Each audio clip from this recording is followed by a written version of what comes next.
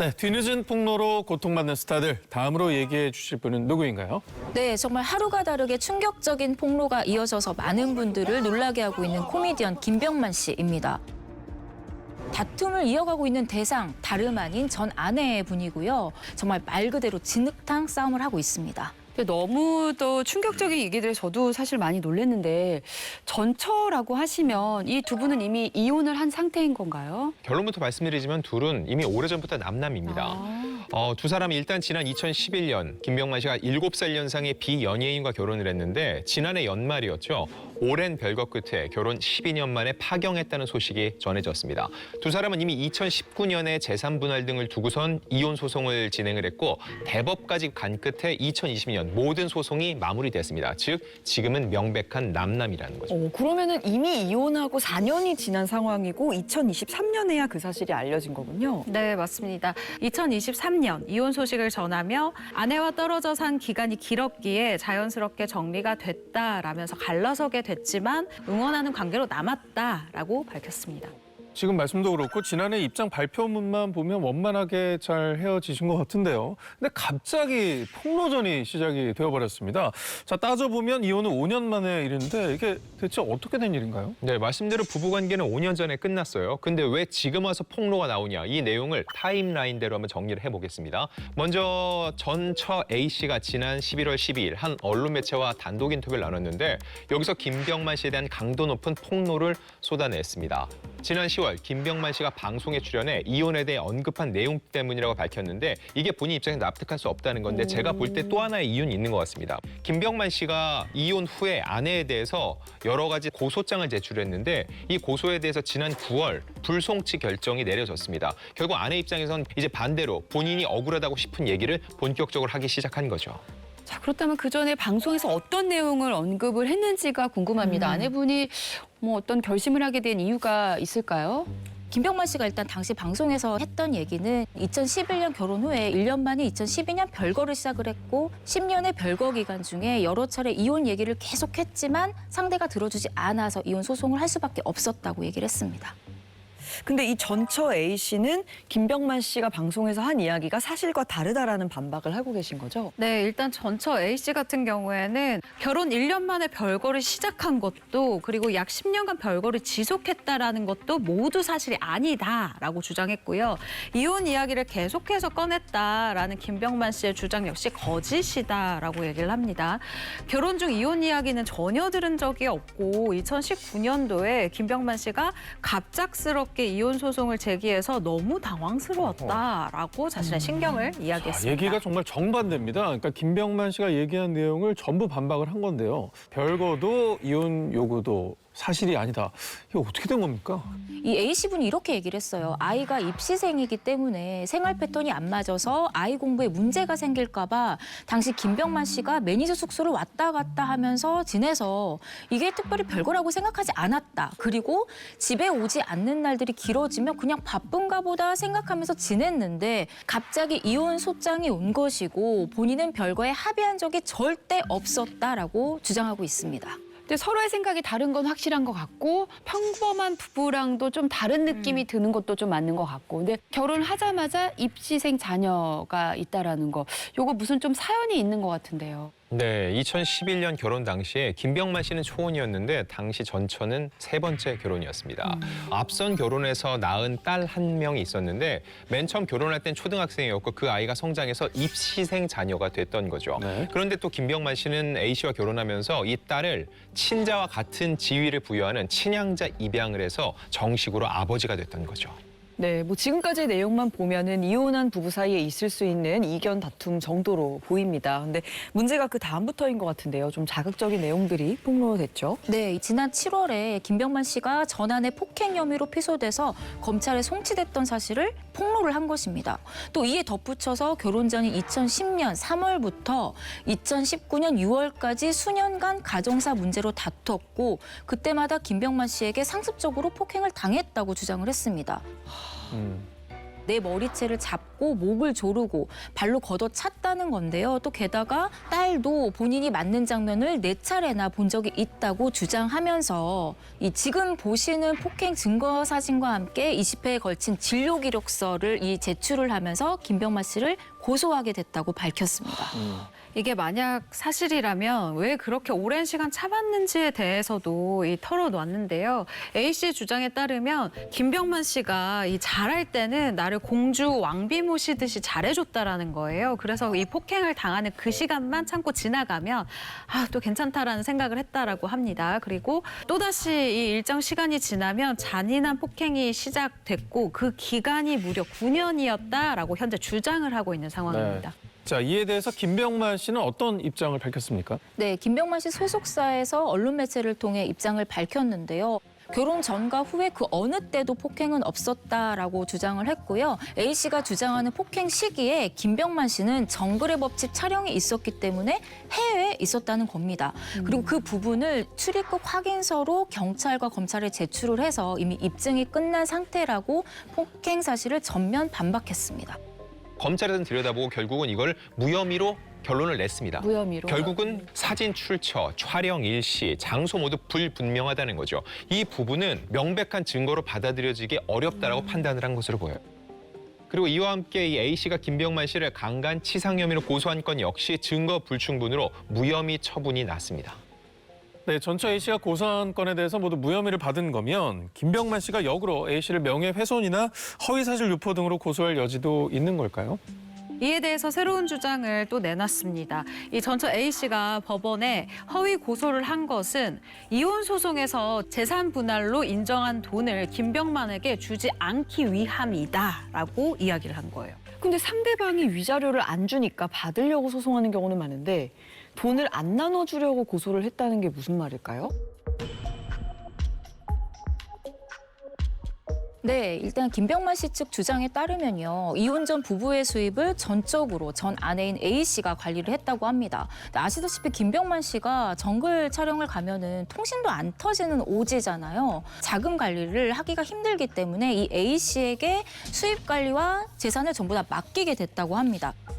이혼 소송 중이었던 지난 2019년입니다. 김병만 씨가 이제 경제권을 되찾겠다고 하니까 그때부터 A 씨가 그 얘기를 듣자마자 바로 거래은행을 돌면서 계좌이체 의뢰서를 위조했다고 하고요. 그리고 김병만 씨의 통장에 있던 현금 총 6억 7,402만 원을 자신의 계좌로 무단 이체하는 일이 발생됐다는 게 김병만 씨 측의 주장입니다. 자, 그렇다면 인출해간 돈도 각자의 기여도에 따라서 법원의 판단대로 재산 분할을 해서 나눠야 되는데 이게 지금 인출한다고 하면 이게 엉켜버리는 거잖아요. 네, 그렇죠. 이 결국 법원 1심 판결에서 A 씨가 김병만 씨에게 몰래 무단 인출한 현금 6억 7천여만 원을 포함해서 이혼 소송으로 재산 분할이 결정된 금액 10억 원, 그리고 부동산 2억 원까지 총 18억 원을 지급하라는 명령이 내려졌는데요. 하지만 이 전처 A 씨는 이 의무를 이행하지 않았고 이 재산 분할로 인정한 돈을 주지 않기 위해서 폭행 혐의까지 씌워서 나를 고소를 했다라는 게 김병만 씨의 주장입니다. 그럼 어쨌든 전처가 김병만 씨의 그 명예 통장에서 6억 7천만 원을 인출한 건 사실이네요. 그 큰 돈을 빼간 특별한 이유가 좀 있어 보이기도 하네요. 예. 특별한 이유가 있다고 본인은 입장을 밝혔습니다. 이 A 씨가 인출 경위에 대해서 억울하다는 입장을 밝혔는데 김병만 씨가 강남에 내 집 마련을 하는 게 소원인 사람이었다는 거예요. 그래서 보증금 6억 7천만 원에 3, 4억 정도 대출을 받아서 강남에 집을 하나 사려고 했던 거다. 김병만 씨도 이 사실을 잘 알고 있었던 부분인데 김병만 씨가 대뜸 이 A 씨에게 당장 갖다 놔 불법이야라고 문자를 보냈다는 겁니다. 그래서 당황했던 기억이 난다라고 주장을 했습니다. 네, 정리를 해보면은 이 모든 폭로가 이혼 소송에서 이 결정된 재산 분할이 현재 제대로 이행되지 않고 있어서 비롯된 일들인 것 같은데요. 이거 말고 또 다른 쟁점도 있나요? 김병만 씨 주장에 따르면 이 전처가 재산 분할 결정 금액을 김병만 씨에게 지급하지 않는 대신 현재 김병만 씨 이 호적에 올라 있는 A 씨에 따라 파양하는데 동의한다. 이런 것이었다는 거죠. 그러니까 요약을 하면은 김병만 씨의 호적에서 자신의 딸을 데려오는 대신 돈은 안 주겠다. 이런 건가요? 자, 김병만 씨 입장에서는 이혼했고 워낙 안 좋게 이혼을 했으니까 전처의 딸인 이 B 씨 역시 자신의 호적에서는 이제 빼고 싶은 생각이 들겠죠. 그래서 파양을 하고 싶다는 겁니다. 그래서 이 A 씨와의 조정안과는 별개로 딸 파양 소송을 진행을 했는데 일단 이거는 기각이 됐습니다. 근데 한가는 얘기를 합니다. 그래도 몇 년을 키웠는데 딸로서 내 호적에 올리고 그를 상대로 해서 재판을 진행하는 거는 조금 좀 너무하지 않아 생각할 수 있는데 절대 그렇지 않습니다. 왜냐하면 친양자 입양 같은 경우는 친자와 동일한 권리관계가 형성되기 때문에 재판을 통해서만 파양이 가능해요. 김병만 씨 입장에서는 이 전처 A 씨와의 모든 관계를 끊기 위해서는 B 씨를 호적에서 이렇게 내보내기 위해서 결국은 재판을 할 수밖에 없는 상황이라는 거죠. 네, 그러면 파양 소송은 이미 진행했는데 전처가 파양에 동의하는 대신에 돈을 안 주겠다라는 조정안을 제시했다는 거는 무슨 말이죠? 네, 바로 김병만 씨가 패소를 했기 때문인데요. 이 패소 이유는 일단 자녀의 의견도 중요하잖아요. 이 현재 성인이 된 A 씨의 딸이 파양을 원하지 않았기 때문이고요. 김병만 씨 측 주장에 따르면 이런 전후 상황을 모두 알고 있는 전처 A 씨가 이 재산 분할 지급 금액을 변제해주면 그래, 딸 파양해 줄게. 그런 조정안을 제시했다는 겁니다. 하지만 이 조정안도 A 씨 딸이 만약에 파양을 계속해서 거부한다. 나는 호적에 계속 아빠로 남아있었으면 좋겠다. 예를 들어서 이렇게 이야기를 하면 아무리 이 전처 A 씨가 동의를 해준다고 해도 이 파양 소송에서 김병만 씨가 이길 가능성은 좀 낮아 보입니다. 참 조심스러운 부분이에요. B 씨의 의견도 굉장히 중요하고요. 근데 A 씨의 딸인 이 B 씨가 파양을 거부하는 특별한 이유가 알려진 게 있을까요? 네, 거부하는 정확한 이유는 알려지지 않았지만 딸이 양 아버지인 이 김병만 씨를 좀 나름 좋게 생각하고 있는 것으로 보여져요.